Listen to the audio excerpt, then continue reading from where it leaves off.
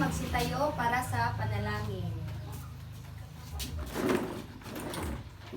Sa ngalan ng Ama, ng Anak, ng Espiritu Santo. Amen.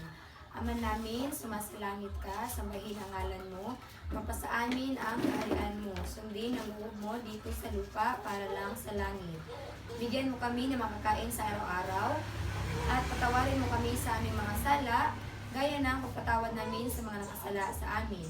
At huwag mo kami ipahintulot sa tukso at iadya mo kami sa diwang kasama. Amen. Sa ngalan ng Ama, ng Anak, ng Espiritu Santo. Amen. Okay, magandang hapon mga bata. Magandang hapon, teacher. Okay, so kamusta ang araw ninyo ngayon? Okay lang po, teacher. Okay, mabuti naman at ganun. Okay, so maaari na kayo umupo. May lumiban ba sa klase natin ngayon? Wala po, teacher. May lumiban, Agnes? Wala. Oh, wala. Okay. Mabuti naman at ganun. So ngayon, kanang nasagutan nyo ba ang takdang ariling aking ibinigay nung nakaraang linggo? Opo, teacher. Okay, so kung gayon, pakipasa sa harapan ng inyong takdang aralin para lang atin itong pamastukan.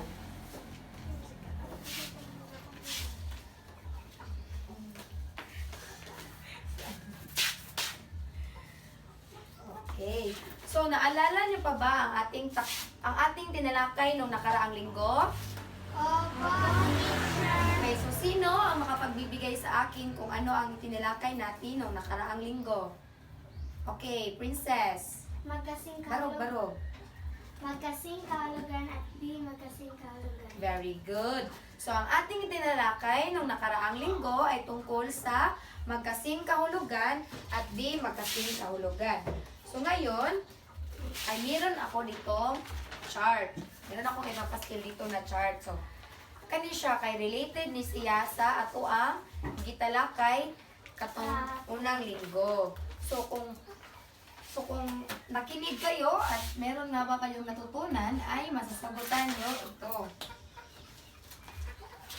Klaro ra? Opo. Mga shy person, wala akong student, hindi mo mo tingog to eh.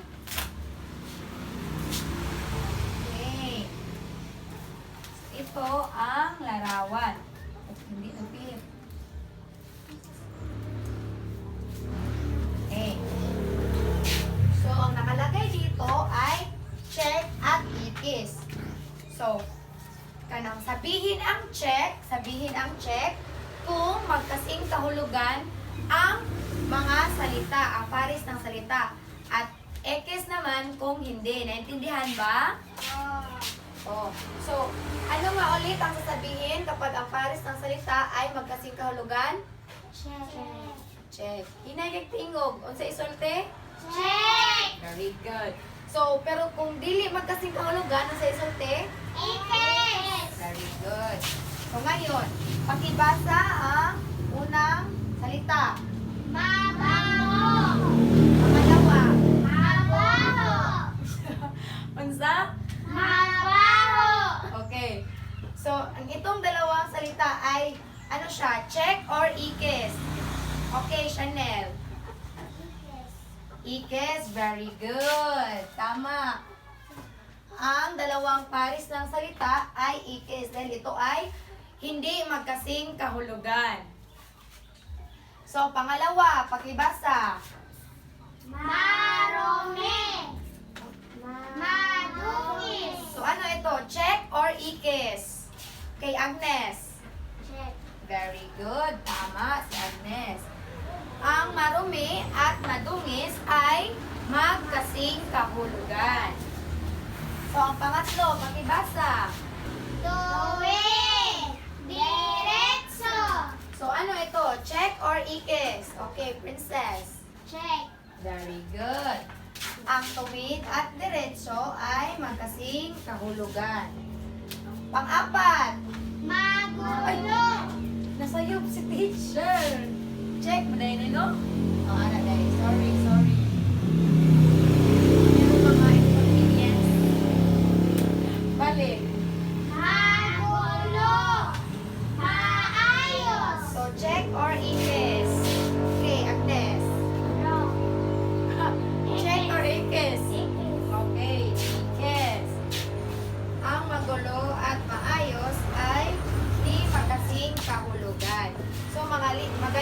bata dahil meron talaga kayong natutunan sa ating nakaraang aralin. Tanggalin mo muna ito dahil meron ako ipapaskin sa mga.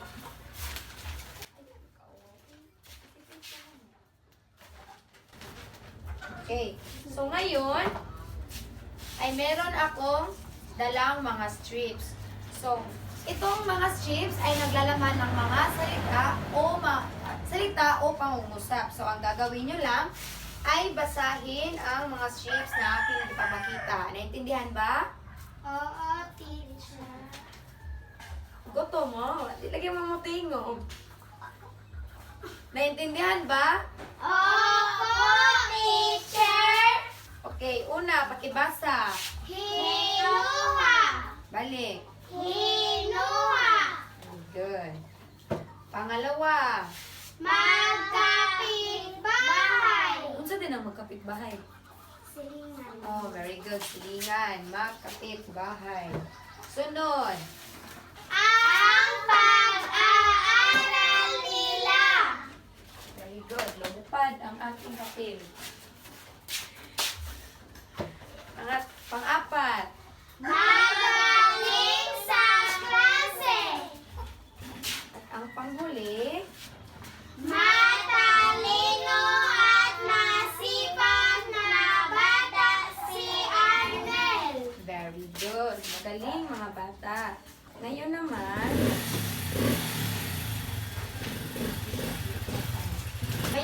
ay meron akong ipapakitang larawan sa inyo. So, pagmasdan ninyo, mabuti ang larawan. Maklaro ra? Oo. Okay, pagmasdang mabuti ang larawan. Okay. Okay ang larawan. Okay. So, ano ang nakita ninyo sa larawan? May nag-aaral. May nag-aaral? May Naglilinis? May nagugas ng plato. Oo, tama. Nagtutulong. Nagtutulong. May nagwawalis. Okay, tama. So, paano ang ugaling ipinakita ng bata dito sa larawan? Masipag. Masipag? Ano pa? Masipag mag-aral. Masipag mag-aral. Ikaw, Agnes. Masipag maghugas. Masipag maghugas. Ikaw. Masipag matulog. Masipag matulungin. So, tama. Okay, so, batay sa inyong nakita sa larawan, ano sa palagay ninyo ang mangyayari sa bata paglaki niya? Magtrabaho. Barog Chanel. Magtrabaho. Okay, magkakaroon ng trabaho ang batang lalaki. Ano pa? Princess. Maging masipag. O masipag. Ikaw, Agnes. Matulungin. Yes, very good. So, paglaki ng bata, diri kay kuan man siya diri no masipag, matulungin. So, posible na ang bata paglaki sa bata ay mahimo siyang mabuting bata. So, magkakaroon siya ng magandang kinabukasan. Okay, sunod. Ngayon, tanggalin ko na din ito. Okay.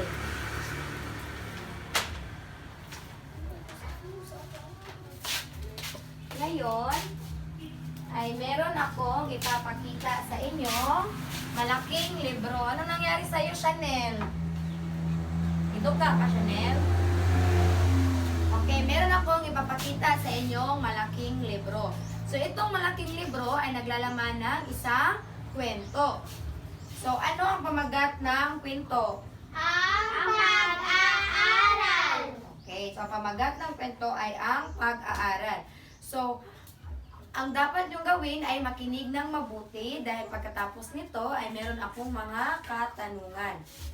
Kinig na mabuti ha, si teacher na mo basta. Okay. Magpakita na. Okay.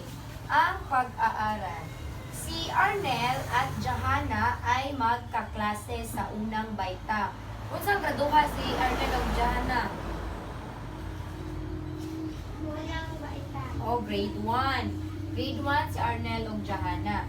So, magkapitbahay sila. So, silingan si Johanna o si Arnel. Si Arnel ay nangunguna sa klase samantalang si Johanna ay laging nahuhuli sa lahat ng bagay. So, palaging lamang sa klase si Arnel. Ang ginagawa pala ni Arnel ay nag-aaral siya ng leksyon pagkagaling sa eskwela. So, mao di ay nga, pero may mag-una sa klase si Arnel, kay inigikan niya sa eskwelahan kay nag-aral. So, si Johanna naman ay ginagabi sa kapapanood ng telebisyon. So, mao di ay nga, pero may mahuli si Johanna kay Magsige. oh, very good. Magsigir siya tanaw og TV. So, laging natutulog ng maaga si Arnel pagkatapos mag-aral. Magkaiba ang nakagawian ni na Arnel at Johanna. So, mao to ang kwento na pag-aaral. So, nagustuhan nyo ba ang kwento, mga bata? Opo, teacher. Okay. So, ano nga ulit ang pamagat ng kwentong aking ibinasa? Ano ang pamagat ng kwento? Pakitaas ang kamay. Okay, Chanel, Baro. Ang pag-aaral. Very good. So, ang pamagat ng kwentong aking ibinasa ay ang pag-aaral. So, sino-sino ang mga tauhan sa kwentong ang pag-aaral? Okay, Princess. Si Arnel at Johanna. Very good. Ang mga tauhan sa kwentong aking ibinasa ay sina Arnel at Johanna. So, Chanel, tanaw dito. Okay, so ano ang masasabi ninyo sa ugali ni na Johanna at Arnel? Unsa man to si Johanna sa kanang kwento? Unsa man si Arnel? Okay, Agnes. Sita mag-aaral si Arnel. Samantalang si Johanna, unsa man si Johanna dito? Lagi? Nanonood ng TV. Tama, lagi nanonood ng TV. So, bakit nga ba nahuhuli si Johanna sa klase? Ano permi man to siya maawitan? Okay, Princess. Kasi gabi-gabi lagi siya nanonood ng TV. Tama. So, hindi nakapag-aral ng mabuti si Johanna. Kaya magsigid na siya tanaw og TV. So, sa kanilang dalawa ni Arnel at Johanna, sino ang susundin niyo at bakit? Si Arnel. Si Arnel, bakit man? Kasi masipag siya mag-aral. Okay, ngano ikaw? Nganong si Arnel man imong sundon, Chanel? Kasi masipag si Arnel. Oh.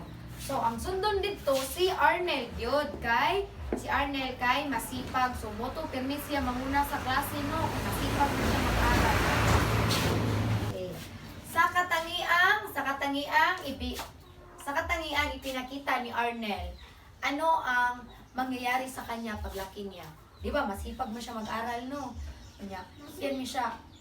Kung sa may mahitabo niya, inigdako niya, magihan mang kaayo siya. Magkakaroon ng Isang kamot. Sa mga okay, Princess.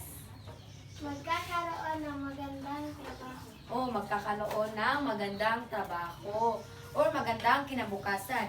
Samantalang si Johanna, ano ang mararating ni Johanna sa buhay paglaki niya? Siguro to siya tanaw og TV, sa may mahitabo niya, inigdako niya. Walang magandang kinabukasan. Oh, very good. Very participative kayo si Ing. So si Johanna, wala siya'y marating sa buhay or kanang dili bati ang iyahang kaugmaon kay magsigira man siya og Tanaw TV. tanaw TV. Very good. So, base sa inyong binasa ganina ng mga strips, sa larawang aking ipinakita at sa kwentong aking ibinasa, meron na ba kayong ideya kung ano ang ating tatalakayin ngayon? Meron ba kayong ideya? Wala. Wala. Okay. So, ang ating tatalakayin ngayon ay ang pagbibigay ng sariling hinuha. Ibaw mo sa nang hinuha? So, ano nga ba ang hinuha? Kunin ipaski. yung motor.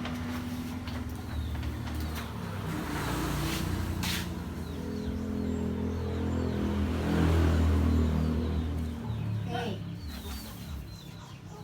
Pakibasa ng malakas na boses.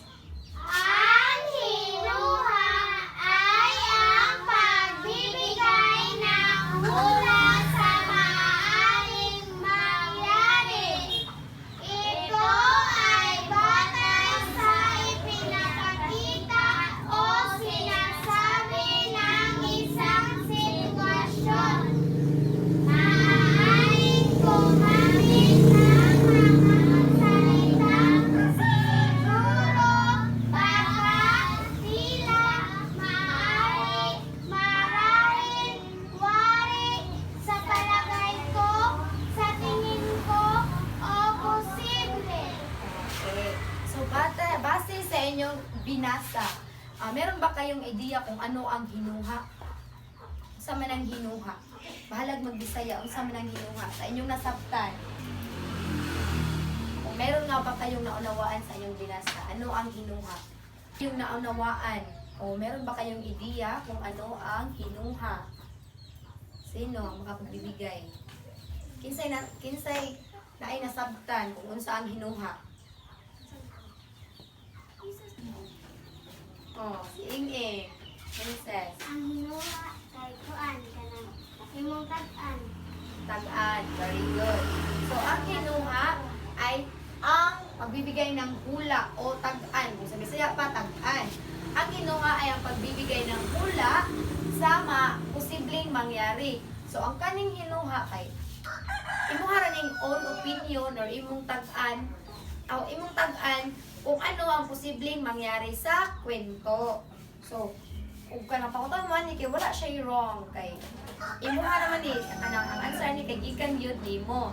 So mo to nga kanang magagamit ang mga salita sa hinuha ang kaning siguro, baka, tila, maaari, marahil, wari, sa palagay ko, sa tingin ko, o posible. Okay. So, gaya na lamang ng aking binasang kwento kanina, no, na hindi natin alam kung ano ang posibleng mangyari kay Arnel at kay Jahana. O, hindi natin alam kung ano ang posibleng mangyari kay Arnel at Jahana. So, kung makikinig lang talaga kayo sa kwento, so, makapagbibigay kayo ng hinuha o makapagbibigay kayo ng hula sa posibleng mangyari. So, meron akong mga halimbawa dito. Mga pangungusap, mga halimbawang pangungusap tungkol sa hinuha.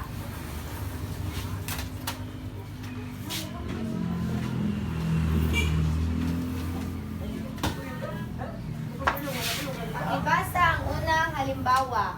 Baka palaging tulog si Jahana.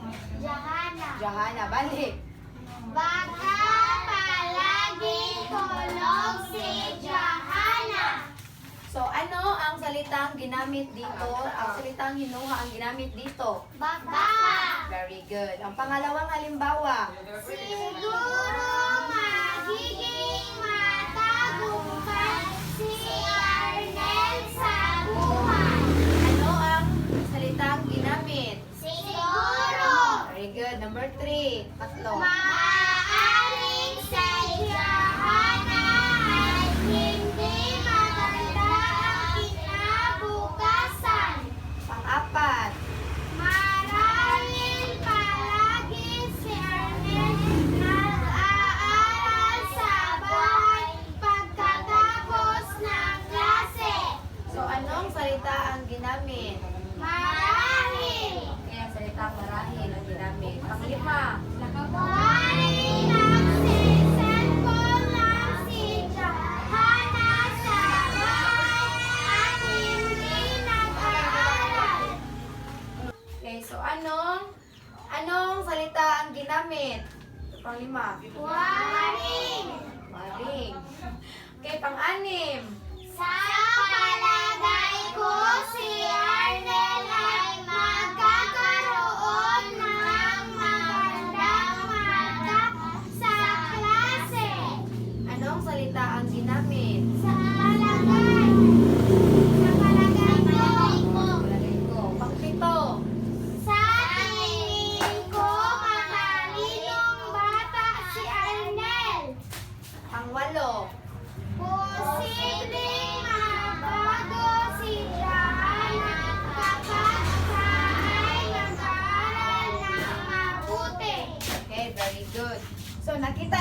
diri no, nakita nyo na kanang nagamit sila og mga salita ginagamit sa hinuha para mapakita o para masabi ang ilang hula sa posibleng mangyari. So mao ni kaning mga gipang underlinean, mao na ang mga salitang ginamit.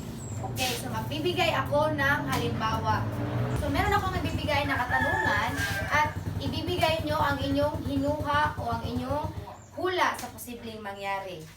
Okay, halimbawa, napansin nyo madilim ang kalangitan. Ano kaya ang posibleng mangyari? Okay, Princess. Magulan. O, tama. So, posible na may darating na bagyo o uulan dahil madilim ang kalangitan. Okay. So, pangalawang katanungan. Napansin nyo maitim ang ating ilog ngayon. So, ano kaya ang dahilan? Bakit maitim ang ating ilog? Okay, Agnes. Ayan. Sige.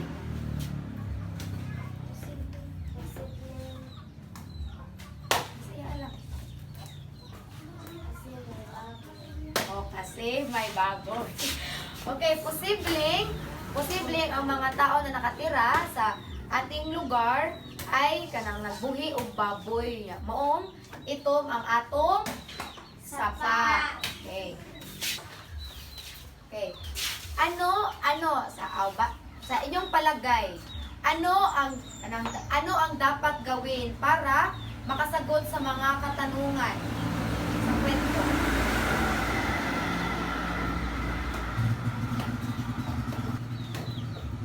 Okay, Princess, ano sa palagay mo ang dapat gawin? Makinig ng mabuti. Okay, makinig ng mabuti sa kwento upang may sasagot sa mga katanungan. So, bakit mahalaga ang pagbibigay ng sariling hinuha? Ngano importante man nga mohatag ka kung imuhang ihinuha? Imuhula. Okay, Chanel. Barok. Kusga ang tingog. Okay, tagot.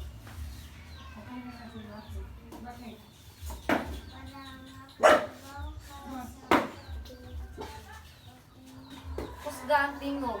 Para kay Bawal sa opinions o ban. Very good. So, ang hinuha, mahalaga ang hinuha. Mahalaga ang pagbibigay ng hinuha para malaman natin kung ano ang opinion o ano ang hula ng ibang tao sa posibleng mangyayari. Meron ba kayong natutunan sa ating tinalakay ngayon? Opo, teacher. Ano nga ulit ang tinalakay natin ngayon? Ang hinuha. Okay, hinuha o ang pagbibigay ng sariling hinuha. So, para malaman ko kung meron nga ba kayong natutunan sa ating tinalakay ngayon, ay papangkatin ko kayo sa dalawang grupo. So, ang group 1, ikaw lang, Princess. Ikaw ang group 1. Kanya, si Agnes o si Chanel ang group 2. So, papangkatin ko kayo sa dalawang pakat at dapat nyo lang gawin ay sagutan ito. At pagkatapos ng sagutan ay ipresentahan nyo nito sa harapan. Pagtapad mo, Chanel o Agnes. Okay. So, ang pangkat 1, ang instruction sa pangkat 1, ang direksyon sa pangkat 1 ay ayon sa inyong karanasan, ano ang susunod na mangyayari base sa sumusunod na larawan. Bilugan ng inyong sagot. So, kisang si pangkat 1. Okay. Si Princess. Sagutin na ha, niliguman o answer ay ipresenta sa tubangan. So, sa pangkat 2, unawain ang larawan. Unya, piliin ang angkop na hinuha para sa susunod na mangyari. Ito ang answer sa pangkat 2.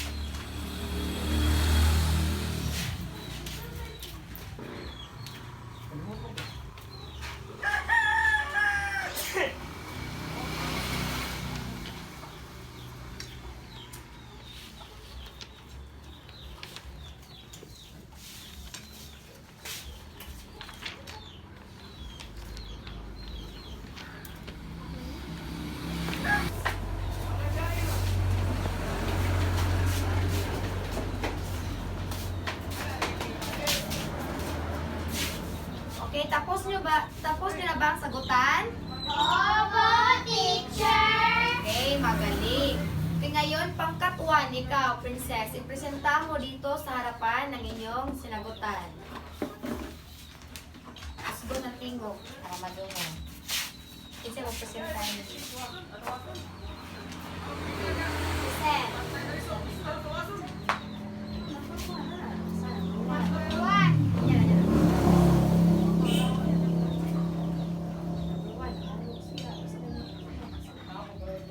Number 1. Nahulog siya nga ug mahugman sa siya. Masugat. Very good. Nakuha sa tingog ni Moy. Number 2. Nagluto siya. Ikaw man nagluto. Di ba? Malaon. O kumain. Good. Number 3. Pagkahungan niya, natulog siya. Pagkatapos niyang natulog, di ba, gigising siya? Oh, gumising siya. Number 4. Number 4.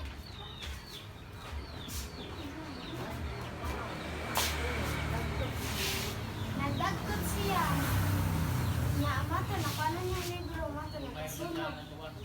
Very good. Bigyan natin ng very good clap si Princess. Alam niyo ba kung ano ang very good clap?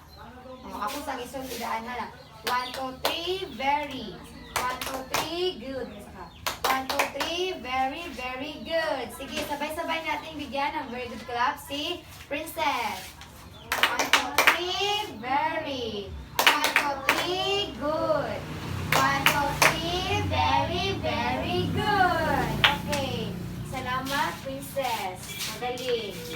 Ngayon naman ay ang pangkat 2. Sino ang magpresenta? Kamon duha. Sige. Kamon dalawa. Kamon duha. Sige, Eric. Kamon duha. I-present ang inyong gasiran. Ang duha na. Toothbrush. Ang duha na. Toothbrush. Oh, okay. Okay, present. Kunsa man na ang number 1. Pagkahungan niya, toothbrush. Limpyo ang Very good. Number 2.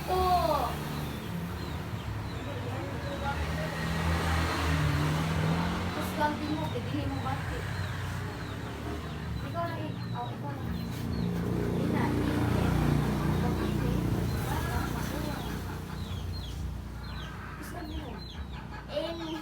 Init. Ya, ang bata. Lipay tayo. Dahil init. Very good. Tapos lang din mo, pwede madungog. Number 3. Ang bata kumain ng masustansyang pagkain. Very good.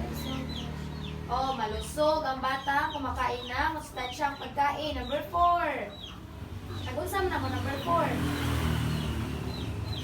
ulan. Ang bata hindi kaduwag sa gawan. Oh, very good. So, pag ulan, ang bata kay nalungkot siya. Nalungkot siya kay uwan, madili siya ka duwa sa gawas. Okay. Magaling pangkat 2. So, bigyan natin sila ng nice clap. Kamao mo sa nice clap? Ano ang nice clap ha? Ano sa mo? N, I, C, E, nice, nice, nice. Very nice. Kuha? Okay, apil mo clap yung kagaling. Aron puso. Okay, 1, 2, 3, go. N, I, C, E, nice, nice, nice. Very nice. Very good. Salamat, pangkat 2.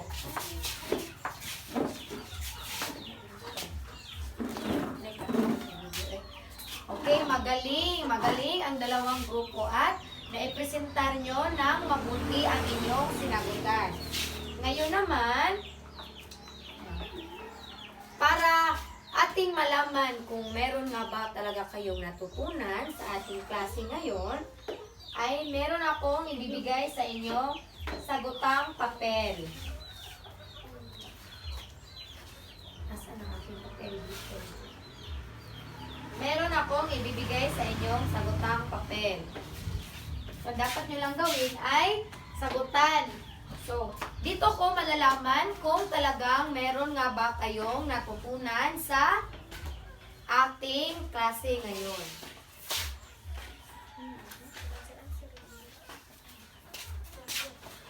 Asa na aking isa ka?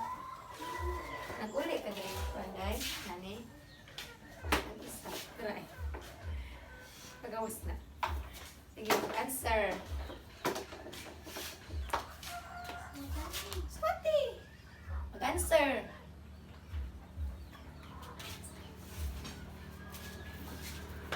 Diyan ko malalaman kung talagang meron nga ba kayong natutunan sa ating klase.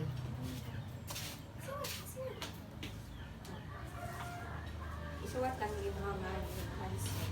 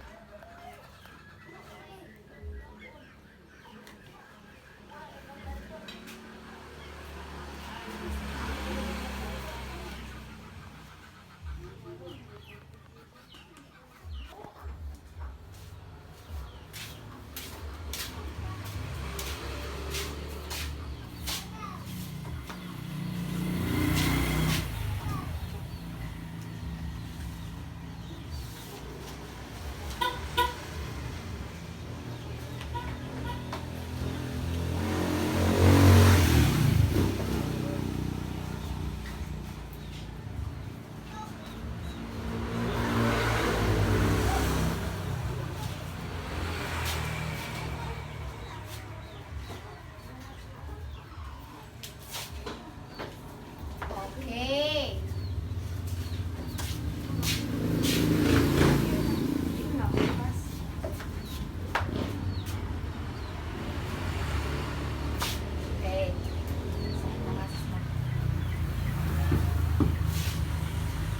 Okay, so tapos na ba kayong magsagot?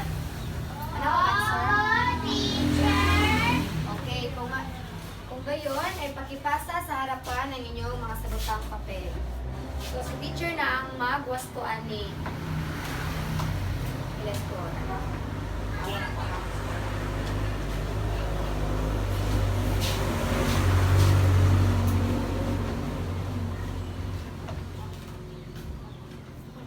Okay. Pure mo check. So, bukas ko na sasabihin sa inyo ang inyong mga marka. Pilay score ninyo ato inyong giansiran. Ngayon naman ay meron ako ibibigay na takdang aralin. So, itong takdang aralin, saan sasagutan ang takdang aralin? Bahay. Sa bahay, tama.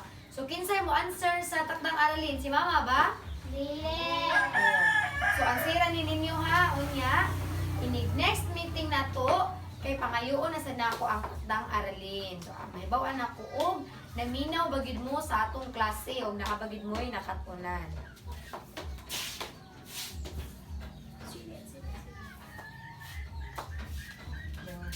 Ayaw na isul sa bag. Pusa. Okay.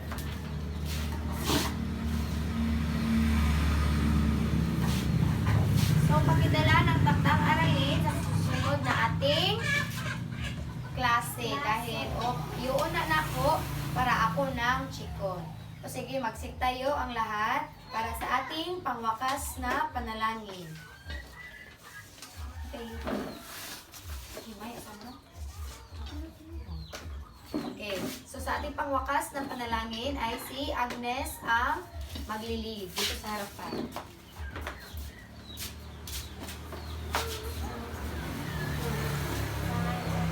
Sa anak sa Espiritu Santo. Amen. Himaya samahan sa anak sa Espiritu Santo. Maingon sinugdan karon sa gihapon hangtod sa kahapturan. Amen.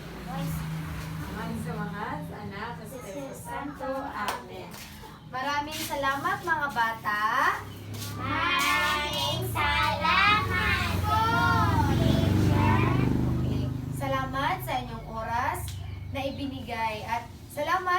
nakikinig sa ating klase ngayon. Maaari na kayong umuwi.